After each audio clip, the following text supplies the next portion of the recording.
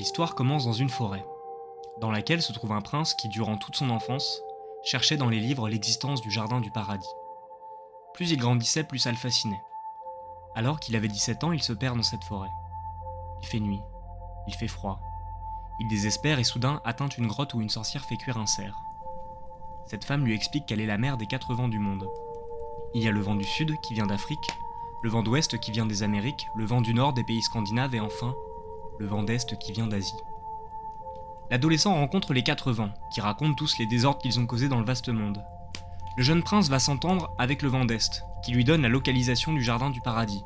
Celui-ci se trouverait dans une grotte, sous la chaîne de l'Himalaya, et personne, depuis Adam et Ève, n'y a mis les pieds. Le vent d'est propose à l'adolescent de l'y conduire. Ils s'endorment tous au coin du feu. Le lendemain, notre protagoniste est emporté par le vent d'est, qui le conduit aux montagnes de l'Himalaya. Enfin, il atteint le jardin et y rencontre une fée. Elle l'emmène dans un château. À travers une fenêtre, il voit Adam et Ève ainsi que le serpent. Dans une grande salle se tient un arbre avec des pommes d'or. C'est celui de la connaissance. La fée le conduit ensuite sur une rivière, en barque, et à ce moment-là, le prince va voir toutes les merveilles humaines et cosmiques du monde, les pyramides, les champs des prêtres, les aurores boréales. L'adolescent demande s'il pourra rester éternellement ici. Elle lui répond : cela dépend de toi. Si tu ne te laisses pas séduire comme Adam par ce qui est défendu, tu pourras y demeurer éternellement. Sans surprise, le jeune prince échouera et se laissera tenter par l'arbre de la connaissance. Il se réveillera ensuite dans la boue, dans la forêt, avec le souvenir de ce paradis perdu.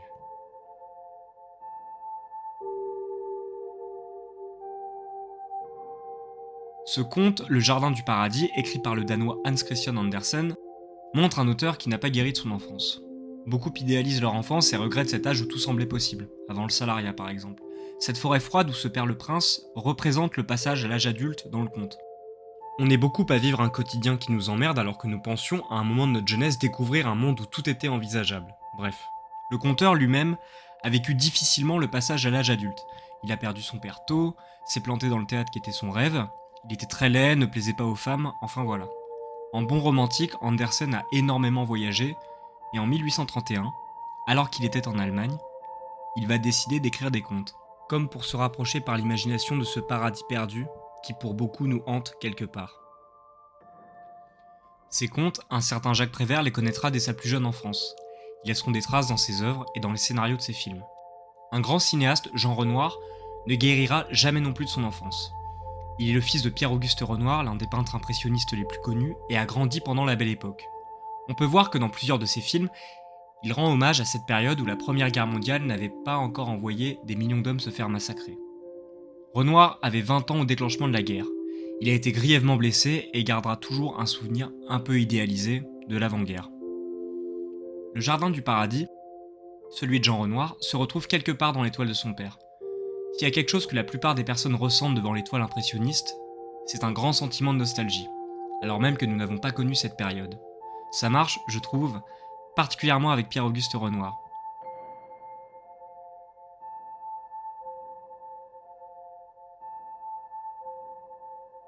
C'est un paradis perdu quelque part. Pourquoi, durant cette introduction très longue, j'ai essayé d'établir des liens entre Andersen, Jacques Prévert et Jean Renoir ? C'est parce que j'aimerais aujourd'hui vous parler de l'influence du conteur danois sur le cinéma français. Hans Christian Andersen fascine de nombreux cinéastes pour de très bonnes raisons. D'abord, comme le Danemark est un pays froid, l'intérieur des habitations a une importance de premier plan dans le folklore. C'est pourquoi des objets du quotidien s'animent et prennent vie. Ça évidemment, ça va influencer le cinéma d'animation. Une autre raison qui va faire d'Andersen une figure essentielle du paysage cinématographique français et mondial, c'est par les histoires qu'il nous raconte et sa manière de les raconter. Les contes d'Andersen ne sont pas vraiment des contes de fées comme l'étaient ceux de Perrault par exemple. À de rares exceptions, les contes du Danois étaient beaucoup plus proches de la réalité sociale que l'étaient ceux de Perrault, qui créaient des univers beaucoup plus fantasmagoriques. Et il y avait un certain engagement chez Andersen qui a attiré.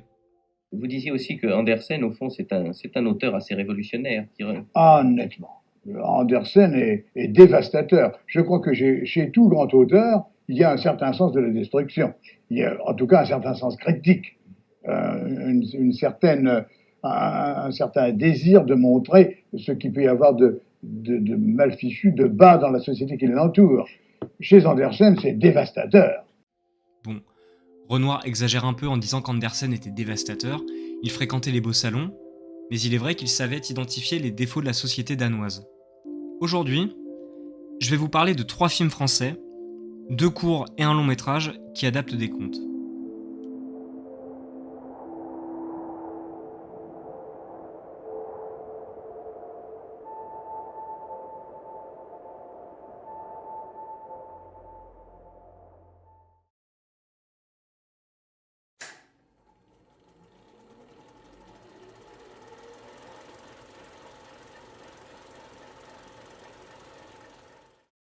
Jean Renoir est particulièrement connu pour ses films des années 30, pour beaucoup engagés politiquement.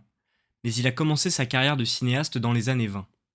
Ce qui est intéressant avec le cinéma muet de Renoir, c'est, comme on va le voir, qu'il est énormément influencé par les peintures de son père et par le style impressionniste en général.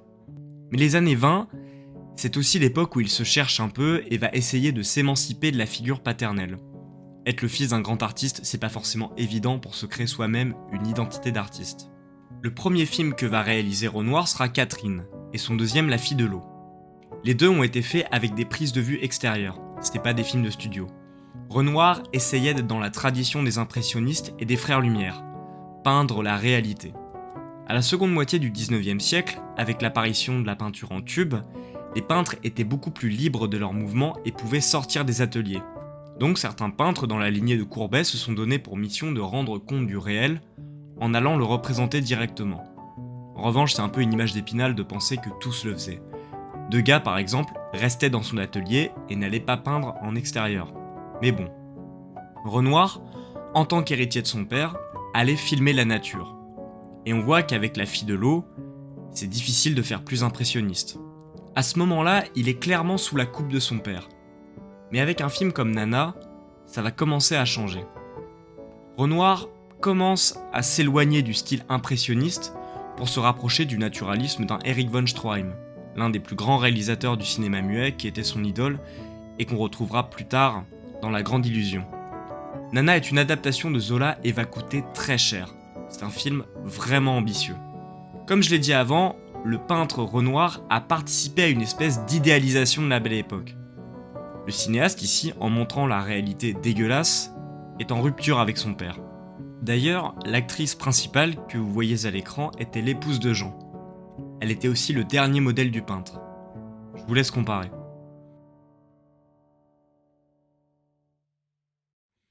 On se rend compte qu'il s'est passé quelque chose. Bon, maintenant que Renoir a commencé à devenir un artiste identifiable, est-ce que le film a marché ? Non, ça a été un bide monumental. Il va même être obligé de vendre des toiles de son père. Contrairement à ce qu'il dira, il n'en a pas vendu tant que ça, mais on peut comprendre qu'il ait eu le seum. Cette expérience va le calmer un petit moment, cependant il va pas arrêter de faire des films, juste ils seront moins ambitieux. Il va se lancer sur un projet de film de science-fiction plutôt absurde, sur un air de Charleston, il expérimente, continue de se chercher. Il fera ensuite Marquita, un mélodrame qui a malheureusement disparu. Et enfin, ce qui nous intéresse aujourd'hui, l'adaptation d'un conte d'Andersen, La petite marchande d'allumettes.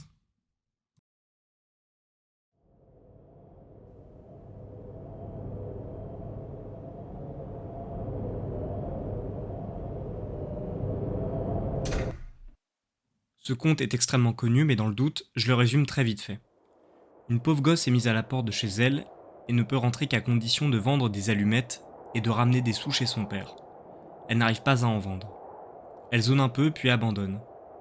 Entre deux maisons, elle fait craquer des allumettes pour se réchauffer et commence à avoir des hallucinations.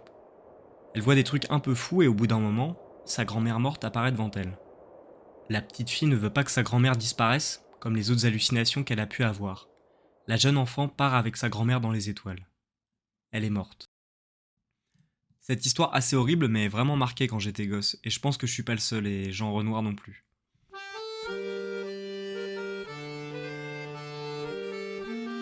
Dans le film de Renoir, dès le début, il y a deux choses qui nous frappent. Le plan de situation est une maquette. On est loin des plans de Varence qu'il y avait dans son premier film Catherine. On sent qu'il est fauché, mais aussi, peut-être, qu'il cherche à nous introduire dans un monde de jouets dès le début. L'autre chose qui diffère du conte Andersen et qui saute aux yeux, c'est que c'est pas une enfant. C'est toujours Catherine Essling. Mais on le verra, ça a un sens. Elle se promène en ville et interagit avec les autres, ce qui n'est pas le cas dans le texte. Elle a le temps d'être séduite par un homme et de se faire emmerder par des petits cons qui lui lancent des boules de neige, de farine, je sais pas trop. Elle regarde par la fenêtre. Se prend des vents par les passants, enfin bref, une bonne soirée de merde quoi. Il y a même un moment, je me suis dit que Renoir se foutait un peu de la gueule de son personnage.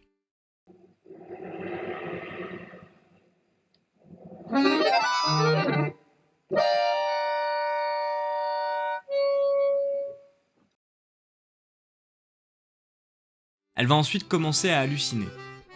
Elle va se retrouver dans un magasin de jouets immense. Elle est dans un univers assez étrange, elle se retrouve face à une danseuse, et là, le réalisateur va fusionner la petite fille aux allumettes et le vaillant soldat de plomb. Autre conte célèbre d'Andersen. On voit des soldats de plomb à taille humaine. Le personnage de Catherine Essling est dans un trip total. Puis, la mort apparaît. Elle est habillée en hussard du Premier Empire et sort d'une boîte à surprise. La mort tue les jouets et poursuit à cheval la marchande dans les airs. Il vole dans le ciel, mais le hussard la rattrape et elle meurt.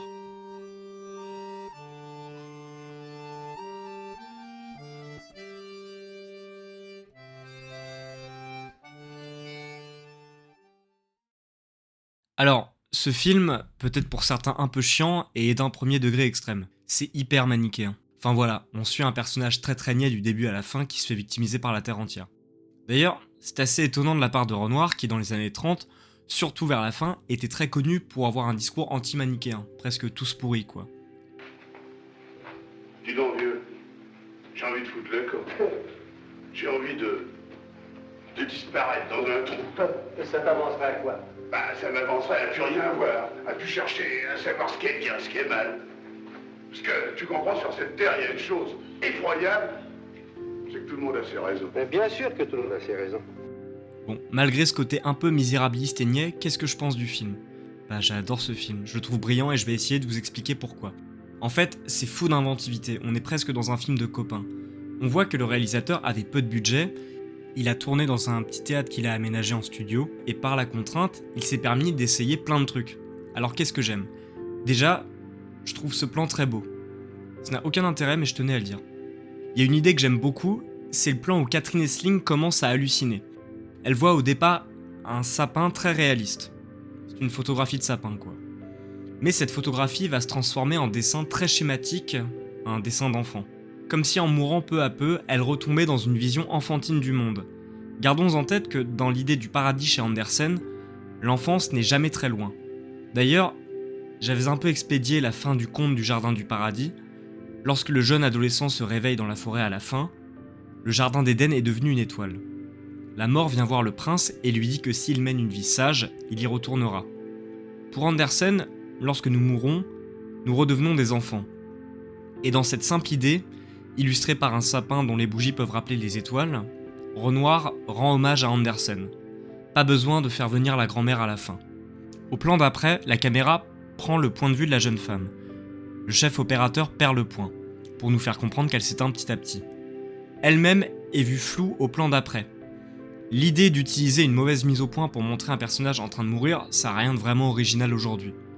Mais on est en 1928, une époque où les codes du cinéma sont encore en train de se faire.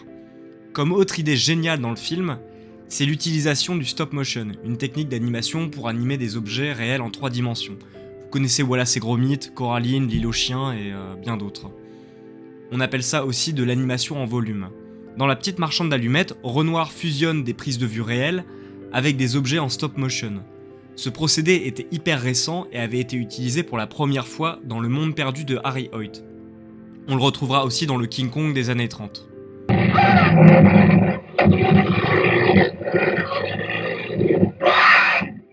On sent que Renoir est vraiment fasciné par les objets, les jouets et les pantins qu'il filme.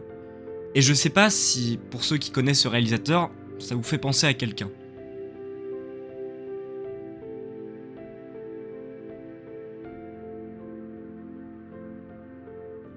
Quand Catherine Essling passe dans le monde des jouets, elle marche à travers des rideaux. Ces rideaux sont filmés au ralenti et ont d'ailleurs inspiré, je pense, la célèbre scène du couloir de La Belle et la Bête de Cocteau. Qu'est-ce qu'on peut en avoir à faire de ces morceaux de tissu? Bah, y a bien quelque chose à dire là-dessus.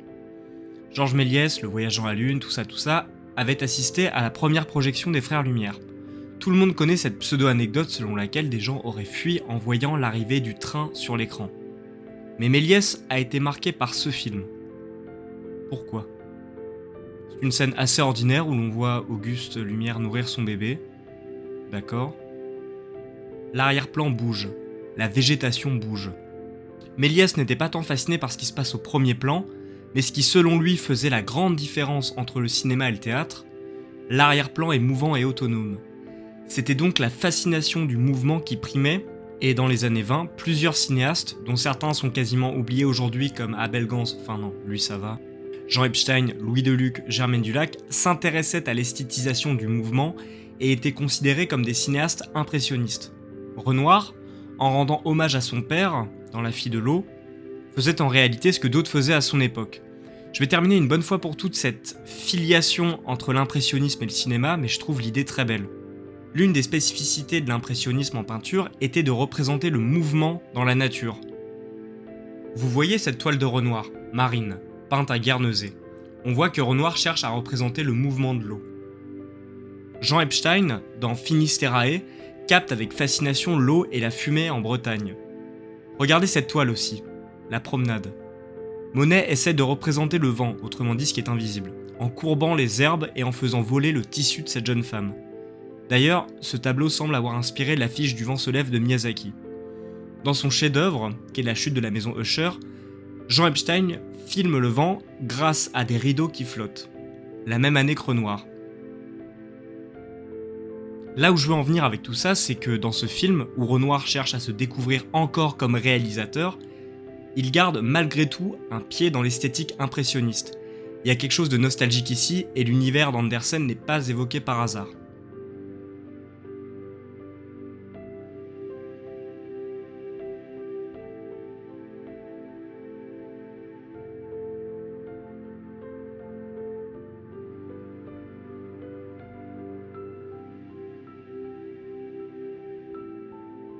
Pour en terminer avec ce film, j'aime l'idée de voir l'un des plus grands réalisateurs se chercher.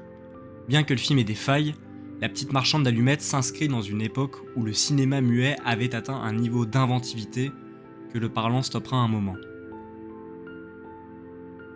Et s'il y a un défaut que je trouve dans ce film, c'est qu'il y a énormément de cartons explicatifs. Renoir sait parler par l'image, c'est évident. Donc je comprends pas pourquoi il écrit autant. Murnau avait déjà réalisé Le Dernier des Hommes, où il y avait, en plus d'1h20 de film, un seul intertitre. Murnau avait réussi à cette période à ne parler quasiment que par l'image, ce qui était un truc de dingue. Renoir pouvait faire la même chose dans ce film. Tout est compréhensible sans le texte, enfin voilà, je pinaille, c'est un truc de ouf. Peu de temps après ce film, Renoir et Catherine Essling vont divorcer dans des conditions très difficiles. Renoir va sombrer dans l'alcool, ce qui lui inspirera d'ailleurs le scénario de La Chienne, un film extraordinaire. Le charme des toiles de son père, de l'impressionnisme, d'Andersen, seront temporairement derrière lui. Renoir trouvera son identité dans le réalisme social. Malgré un nouvel hommage à son père dans Partie de campagne, Renoir quittera son jardin du paradis au profit de la lutte politique.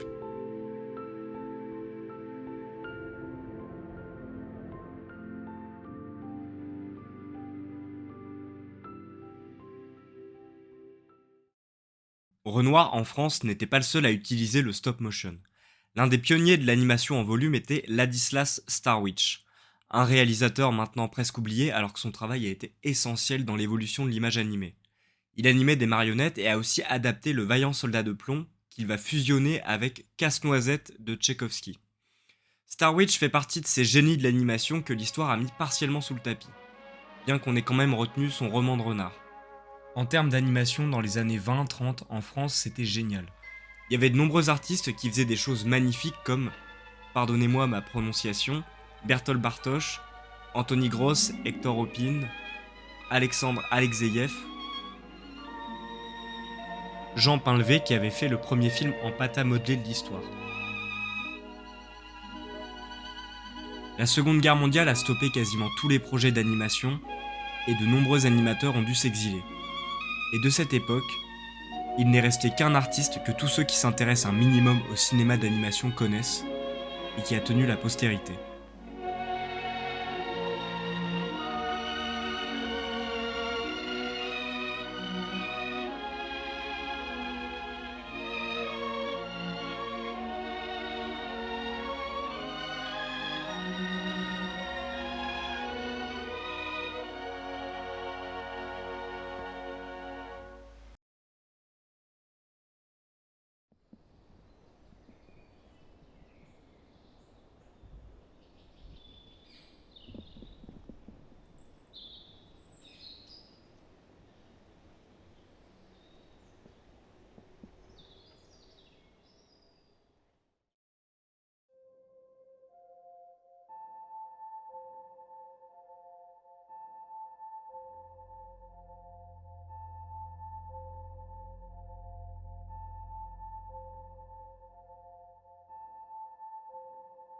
Un certain Paul Grimaud, un homme qui travaillait dans la publicité, est encouragé par Jacques Prévert à réaliser des films d'animation.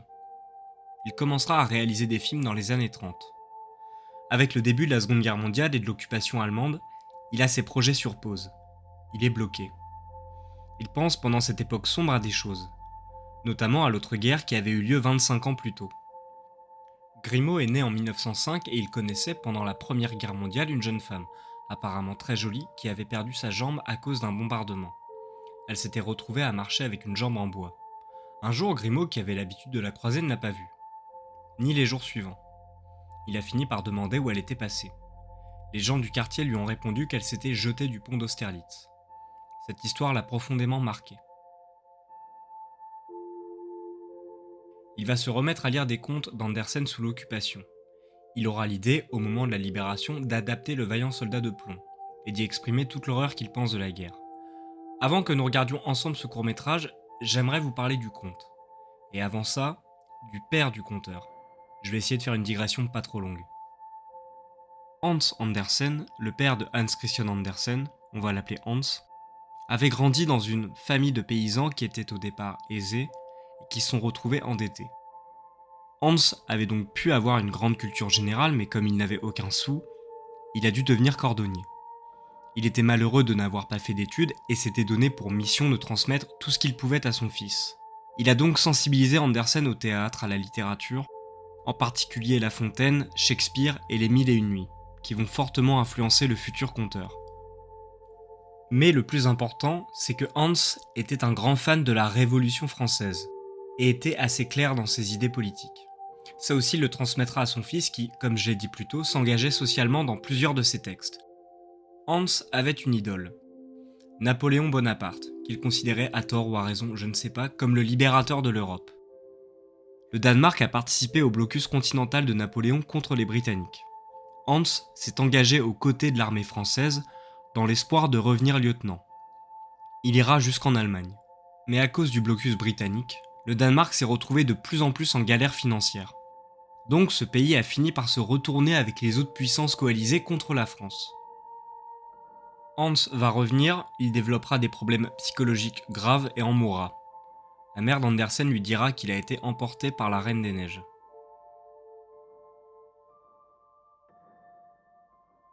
À 100 ans d'écart, Grimaud et Andersen verront les dégâts psychologiques qu'ont causé la guerre. Andersen le vivra extrêmement mal. D'ailleurs, dans ses mémoires, il évoque l'importance qu'avaient les balades en forêt avec son père. Il y sera à présent seul, comme le prince du jardin du paradis. Mais aussi, chose essentielle, Andersen et son père fabriquaient des jouets ensemble. Il écrira Le Vaillant Soldat de Plomb, où il rend hommage à son père.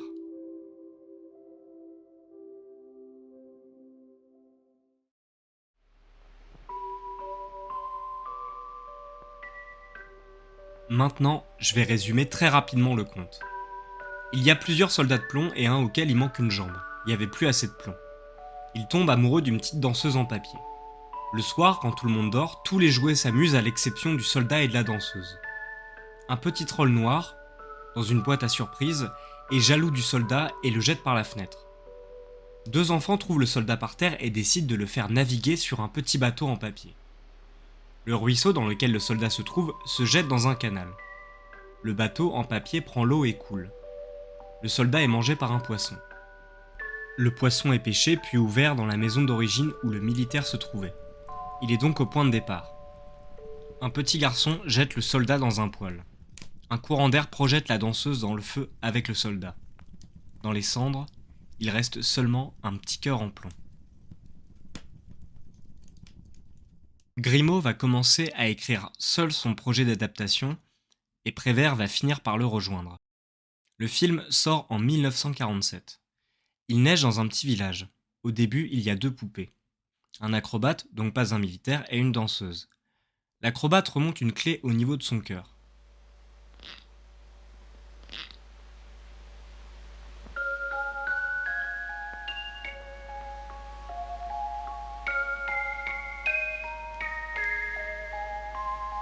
Un autre jouet soldé apparaît derrière, qui correspond au troll du conte. On entend ensuite un tambour militaire qui annonce la mobilisation des jouets et la neige arrête de tomber. comme si on sortait du conte de fées. Une toupie mobilise les troupes, puis tombe dans l'eau et coule, symbole d'une nation qui se suicide. Le troll, le clown, ce que vous voulez en fait, lui, a réussi à rester planqué. Le conflit a eu lieu. Le petit soldat passe, handicapé, sur un pont. Comme si Grimaud évoquait la jeune femme disparue qu'il connaissait enfant. Tout est détruit. Il revient dans la boutique. L'autre, qui cherche à garder pour lui la danseuse, arrache le cœur du soldat. Un bonhomme de neige, représentation de Grimaud lui-même, met le petit soldat sur un bateau en papier. La danseuse va récupérer le cœur et le redonner à l'acrobate. L'antagoniste se retrouve piégé par les débris de la guerre. Fin. Comme pour l'autre film, l'aspect ultra pur des personnages ultra manichéens, ça peut en agacer certains. Avec moi ça fonctionne, mais je crois que c'est en partie grâce à la musique de Joseph Cosma que j'adore.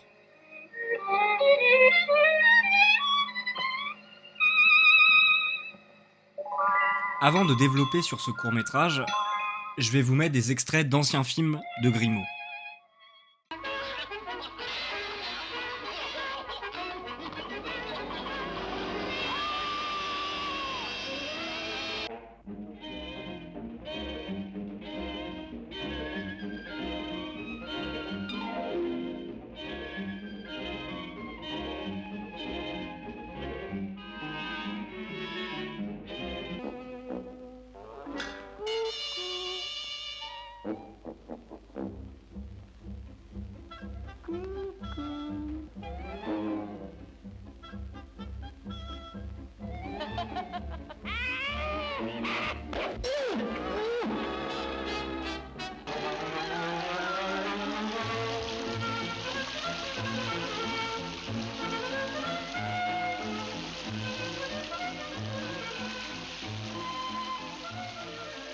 Grimaud était complètement dans le cartoonesque. Là, dans Le Petit Soldat, il n'y a rien de drôle. L'animation, à de rares exceptions, est plus figée, froide.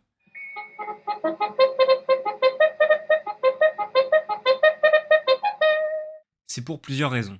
Déjà, le sujet est beaucoup plus dramatique. Le conte d'Andersen au départ est triste. Mais aussi, Grimaud cherche à ce moment-là, en tant que bon français, à s'émanciper de l'hégémonie américaine du dessin animé.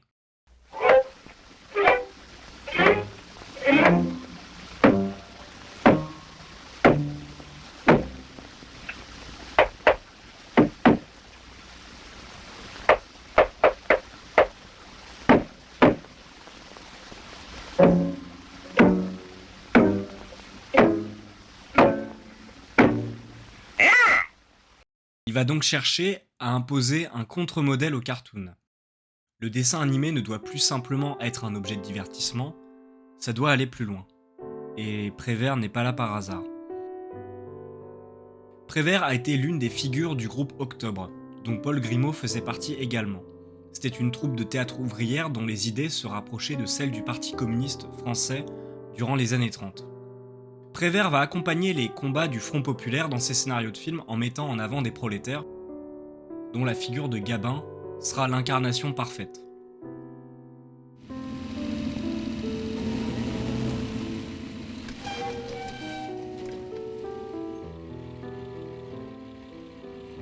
Tu vas voir? Oui, bon. Merci.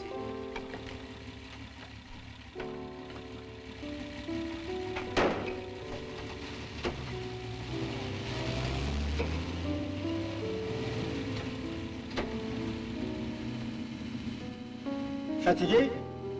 Oui. T'es en perme? Pas très bavard. Non, pas très. La question de la résistance ensuite est intimement liée à l'art de Jacques Prévert.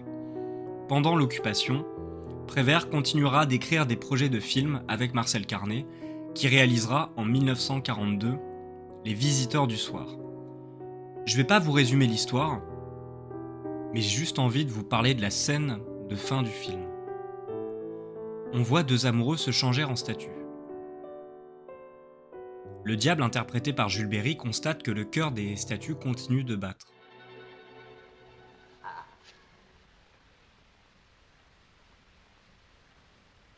Voilà bien le silence que j'aime. Le silence de mort. Qu'est-ce que c'est? Quel esprit?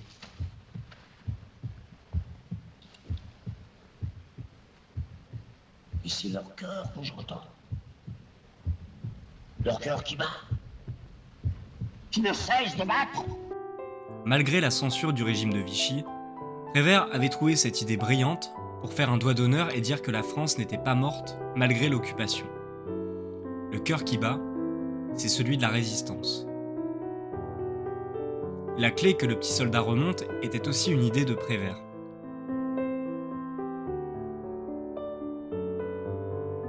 Personnellement, quand je vois les deux personnages principaux, pour moi, la danseuse, c'est Garance des Enfants du Paradis, et l'acrobate, c'est Baptiste. Ce court-métrage est un tournant dans la carrière de Grimaud. Il représente le moment où cet animateur va passer d'un cinéma cartoonesque, inspiré de Disney, à quelque chose d'autre, de plus ambitieux politiquement.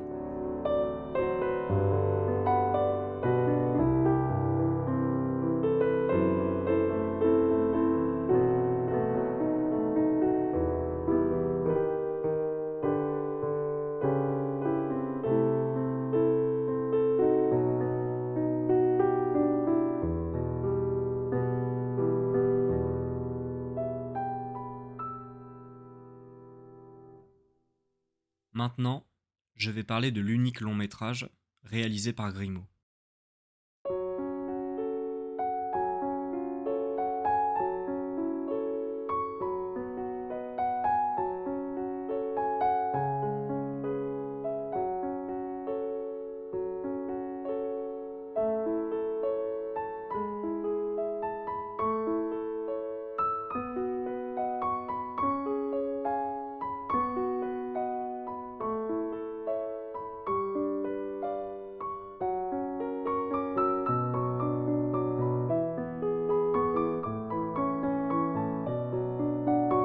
Le cinéma français d'animation est très riche, toujours aujourd'hui.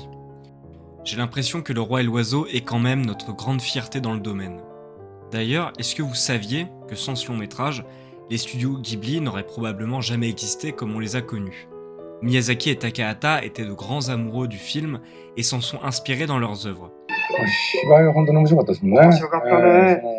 あれは何でしょうね。僕らがあんなに感動したっていうのはアメリカ映画じゃなかったですからね。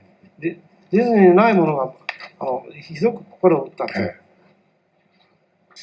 1992年にそのたまたまパリに行ってて、でその時にそのグリモの大きな展覧会があって、でそれを見に行ったんですが、その時に初めてお会いできて。Alors Miyazaki, c'est ultra flagrant. Takahata un peu moins, mais je vous mets en lien cet article qui explique comment Grimaud a influencé ce réalisateur japonais dans la représentation de l'espace. C'est passionnant. Revenons à la chronologie. En 1947, Grimaud a sorti Le Petit Soldat, qui va avoir un très bon succès critique. Et ce film va arriver ex aequo avec un film de Disney, Melody Time, au prix international du Festival de Biennale de Venise. Comme je l'ai dit avant, Grimaud souhaitait vraiment que l'animation française soit indépendante du style américain. Il veut proposer une alternative forte aux films de Disney dans la tradition du cinéma français. Alors je tenais juste à faire un aparté à propos de Disney, leur récupération des comptes, etc. Il y a des films Disney que j'adore, c'est pas le problème. Ce qui est dénoncé ici, c'est le fait que dans un imaginaire assez conservateur, les studios Disney vidaient les contes originaux de toute leur puissance symbolique, voire politique. Il y a de nombreux exemples que j'évoquerai dans une prochaine vidéo peut-être. Jacques Zippes, un spécialiste d'Andersen, écrivait dans son livre The Misunderstood Storyteller que le conteur danois aurait sûrement été surpris que la postérité, celle de Disney, vide ses contes de leur profondeur et les rendent inoffensifs. Ce qui est le cas par exemple avec La Petite Sirène. Andersen ne voulait pas être réduit à être un conteur pour enfants. Alors, Grimaud. Avec sa société de production, les Gémeaux, il va avoir de grandes ambitions comme produire plusieurs films par décennie. Pour commencer ce processus, Grimaud et Prévert vont reprendre une formule qui a si bien marché, adapter un conte d'Andersen. Au départ, ils avaient choisi Le Rossignol, Mais à la place, il décide d'adapter La bergère et le ramoneur, qui est sûrement l'un des contes les plus fascinants d'Andersen.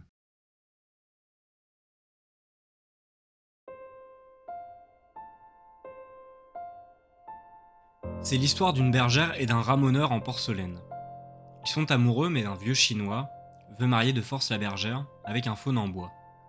La bergère refuse et décide de s'échapper par la cheminée avec son amant. Une fois dehors, la bergère voit le ciel étoilé et des toits de maisons à perte de vue. Elle fera une crise d'angoisse et dira « C'est beaucoup trop. Je ne peux pas supporter cela, le monde est beaucoup trop grand. » Ils vont donc redescendre. Par chance, finalement, elle ne sera pas mariée. Le thème de ce conte est fou. La peur de la liberté, du changement. On est beaucoup à avoir connu des situations pourries comme ça dans lesquelles on préférait rester plutôt que d'affronter l'inconnu. C'est tout le problème parfois de routines un peu merdiques, de relations amoureuses dans lesquelles on ne se reconnaît pas. La morosité et la tristesse que l'on connaît a presque de manière irrationnelle quelque chose de plus réconfortant que l'idée de tout changer. La bergère dans la culture occidentale est l'être romantique par excellence, avec le navigateur aussi. C'est un personnage vu comme aventureux, nomade, en marge de la société. Et cette bergère dans ce conte est devenue l'inverse. Elle préfère vivre dans une société ultra normée qu'elle connaît, plutôt que d'entrevoir la possibilité de la liberté. Elle est devenue la représentation de l'angoisse face à l'infini, de la résignation. Je vais faire une petite parenthèse. Pourquoi j'aime autant le 4e Toy Story ? Woody, pendant tous les Toy Story, est l'incarnation de la peur de l'abandon. Sortir de la chambre d'Andy l'angoisse. Il y a chez ce cow-boy une peur viscérale de la liberté et de l'infini. Dans le 4e film des studios Pixar, la bergère prend le contre-pied de celle d'Andersen. Elle est partie depuis plusieurs années de la chambre d'Andy et a été contrainte de découvrir le monde. Et c'est elle qui va permettre à Woody d'affronter son angoisse, sa peur de l'immensité. Fin de la parenthèse. L'adaptation de La bergère et du ramoneur est sortie en 1953, sous le nom de La bergère et le ramoneur. C'était pas encore Le roi et l'oiseau. Elle n'aura pas vraiment de succès. Grimaud et Prévert ont pris du retard dans la réalisation et ont eu de gros problèmes avec la production. Ils ont été obligés de bâcler la fin.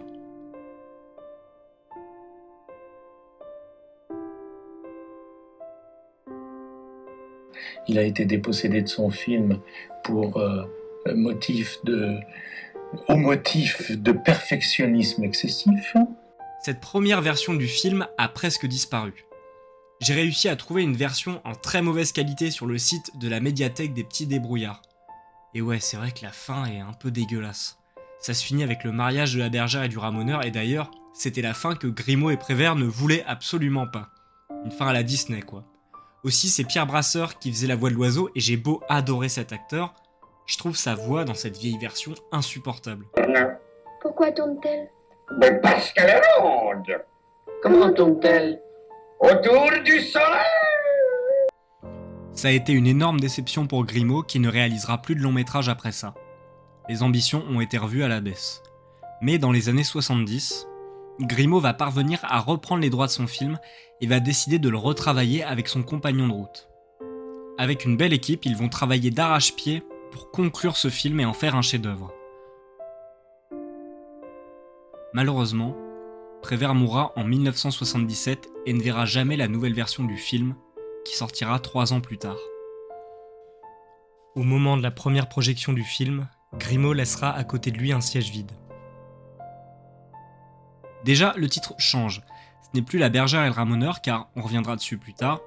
Ce qui va finir par primer dans le film, c'est l'antagonisme entre le roi, symbole de l'oppression, et l'oiseau, symbole de la liberté.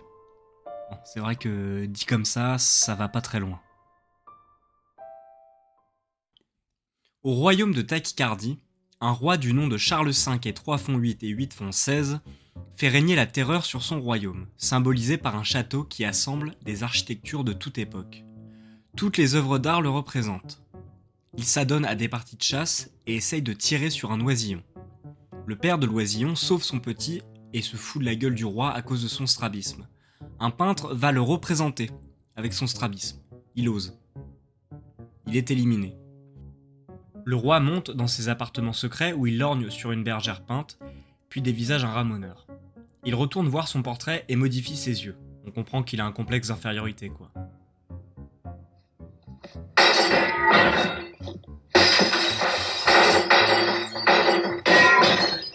Pendant qu'il dort, la bergère et le ramoneur sortent des tableaux et se rejoignent. Le portrait idéalisé du roi aussi. Il souhaite les empêcher de partir car il veut la bergère. Les deux amoureux arrivent à s'échapper par la cheminée.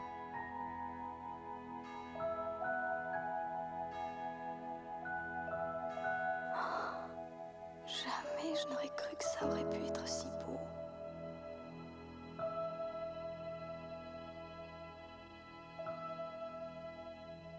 On est loin d'Andersen là.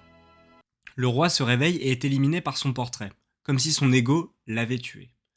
Après ça, le vrai roi n'apparaîtra plus dans le film, ce sera uniquement sa représentation, mais que je suis obligé d'appeler le roi aussi. Il ordonne la traque de la bergère et du ramoneur.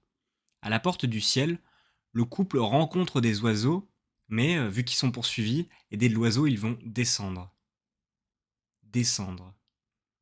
Et se retrouver sous le royaume et faire la rencontre de miséreux victimes de la politique du roi. Il y a parmi eux un aveugle avec un orgue de barbarie. Autre référence peut-être à un personnage des Enfants du Paradis. Et quand je dis un verre... C'est ton aimable, mais je vous remercie. Tu me remercieras quand on sera sous. Allez en route, oiseau. Pendant ce temps-là, le roi met en marche un robot géant. Ce robot est connu pour avoir inspiré les robots du château dans le ciel. Rien que ça. Cette machine de guerre est mobilisée pour retrouver le couple et l'oiseau. Il les attrape. La bergère doit être mariée de force, et le ramoneur ainsi que l'oiseau travailleront à l'usine. Il y avait des gens qui expliquaient que les 35 heures c'était encore trop, qu'il fallait les 32, et pourquoi pas les 28 pendant qu'on y est. C'est une usine où l'on ne reproduit que des représentations du roi. Comme dans les temps modernes de Chaplin, Grimaud nous montre un travail aliénant et abrutissant. Tout cela n'aura qu'un temps. Les deux compagnons se rebellent et sont envoyés dans une fosse aux lions. Les lions ne mangent pas l'oiseau et ce dernier fait un discours inspiré de la légende des siècles de Victor Hugo pour haranguer cette foule de fauves. Il arrive à faire des lions et des tigres des révolutionnaires. Ils montent botter le cul du roi. Ils arrivent au mariage du roi et de la bergère et foutent le bordel. Le roi essaye de fuir avec sa fiancée prisonnière. L'oiseau prend le contrôle du robot géant et détruit le royaume.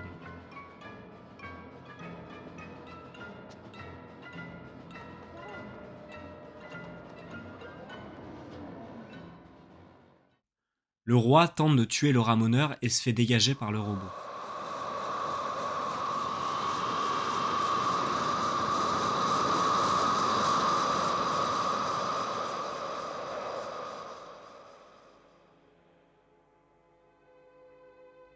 Tout est détruit.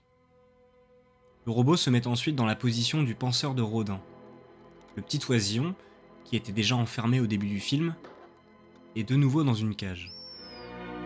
Après réflexion, le robot libère l'oiseau et détruit la cage.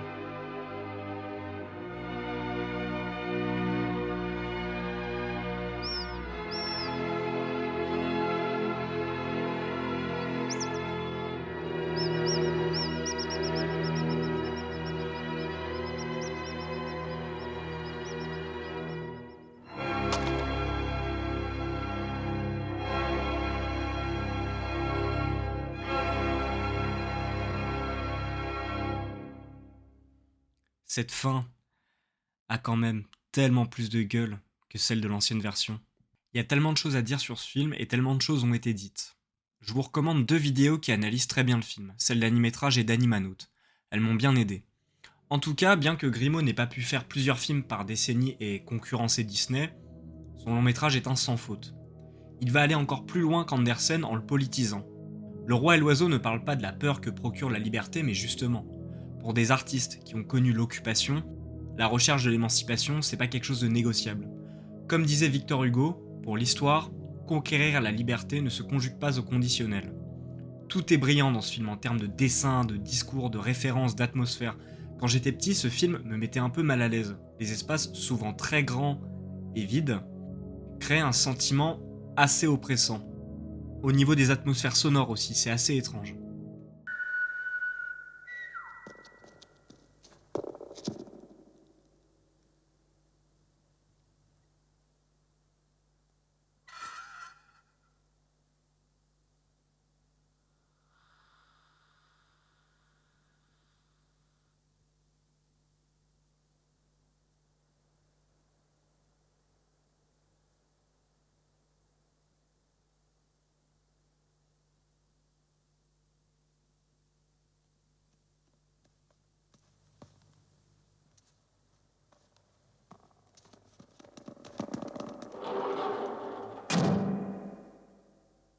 Mais en même temps, il y a quelque chose de pur, de poétique, de doux. Et ça donne à ce film une ambivalence qui fait une partie de sa force. J'aimerais vous parler d'une séquence un peu bizarre dans le film. À un moment, le roi monte un escalier, il se retrouve au niveau d'un balcon et regarde ça.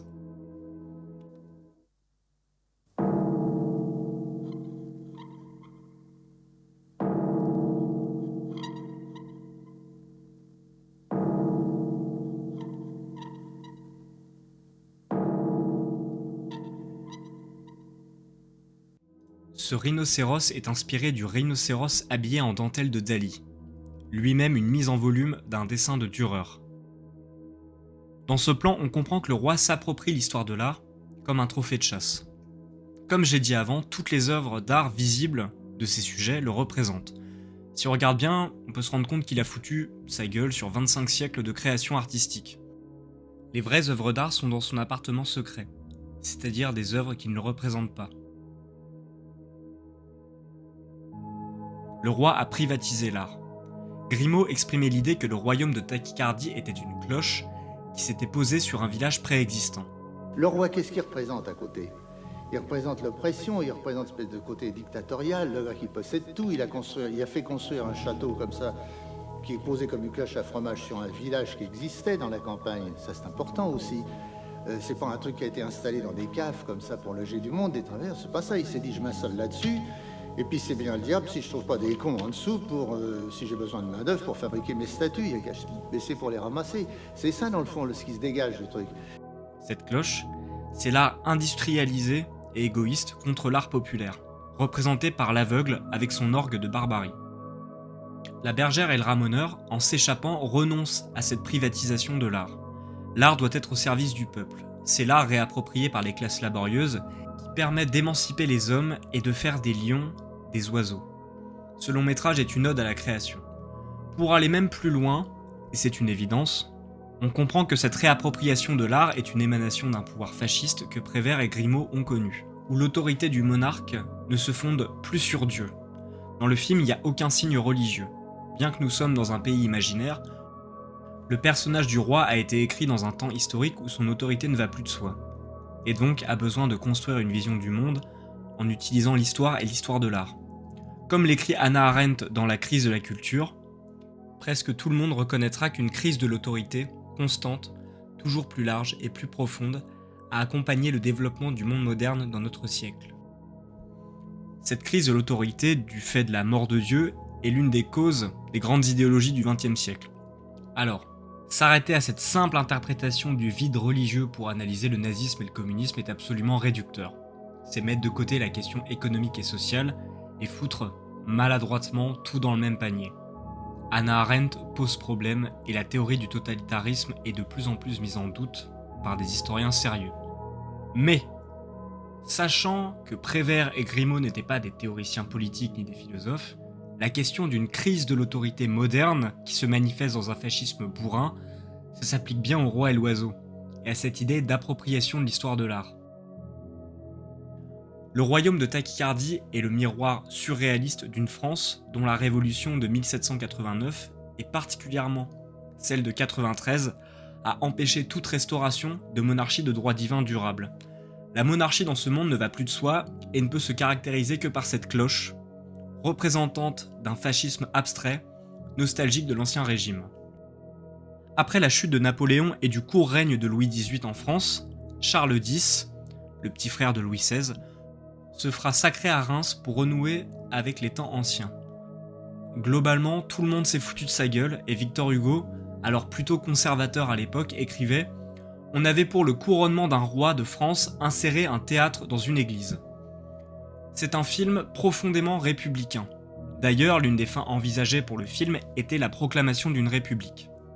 On a beau être en 1980, pendant la guerre froide, le film a été écrit à l'origine dans les années 40-50. La liberté ici, de la bergère et du ramoneur, est une liberté un peu abstraite. On n'est pas du tout dans les combats des années 68 et a posteriori, la liberté sexuelle, etc. Je dirais que ce film contient une époque. C'est pour moi le dernier vestige du réalisme poétique français, courant cinématographique qui montrait la réalité des classes sociales, des injustices, avec tout autour un halo de poésie. C'est ce qui fait finalement tout le charme du Roi et l'Oiseau.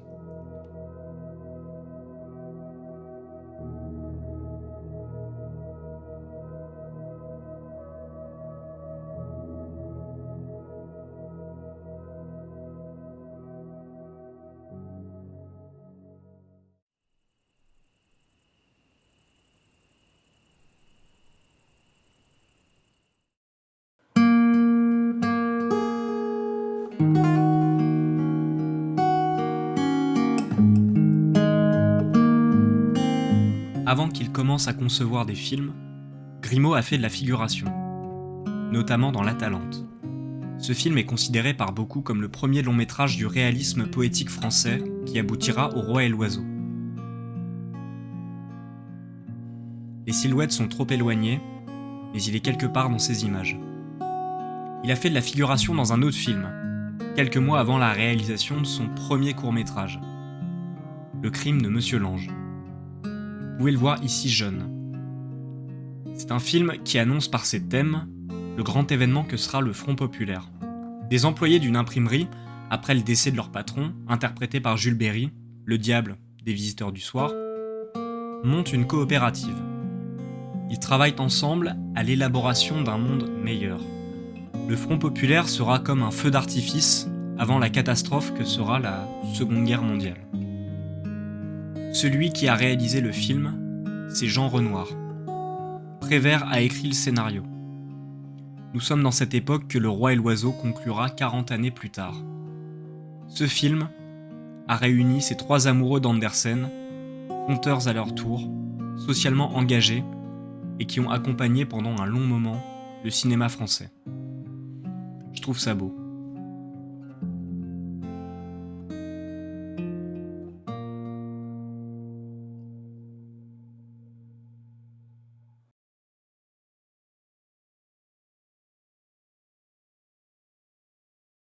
Merci d'avoir regardé cette vidéo, j'espère que ce travail vous aura plu. Andersen est un continent qui permet d'aborder tellement de sujets, la résistance, la nostalgie, la guerre, l'art. Je vous invite à vous abonner à cette chaîne où l'on parlera d'histoire, de cinéma et de plein d'autres choses.